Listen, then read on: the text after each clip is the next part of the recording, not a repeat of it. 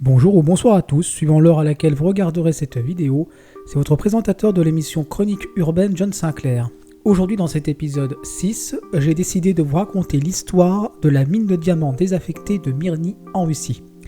Découverte en 1955 par les trois géologues soviétiques Yuri Kabardin, Ekaterina Eladjina et Viktor Avdenko, lors de la grande expédition d'Amakinsky, cette mine devait apporter à l'URSS, dirigée à ce moment-là par Staline, une demande importante dans l'industrie du diamant.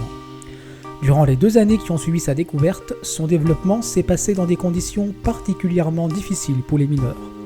En effet, cette dernière étant située en Sibérie orientale, le climat est déjà en soi particulièrement rude.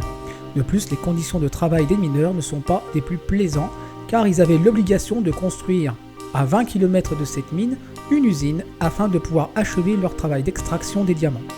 Et quand on sait que le sol pendant 7 mois de l'année est complètement gelé et qu'à l'approche de l'été il se mue en boue, cela ajoute aux mineurs énormément d'efforts. La roche a tellement été creusée profondément que les circulations d'air étaient capables d'aspirer les hélicoptères en mouvement se trouvant à proximité. On rapporte que dans les années 60, la mine a été capable d'extraire plus de 10 millions de carats par an, soit environ 2 tonnes de diamants. Puis en 2001, les mineurs ont stoppé l'extraction de la mine avant de le reprendre en 2009 au profit d'une extraction souterraine.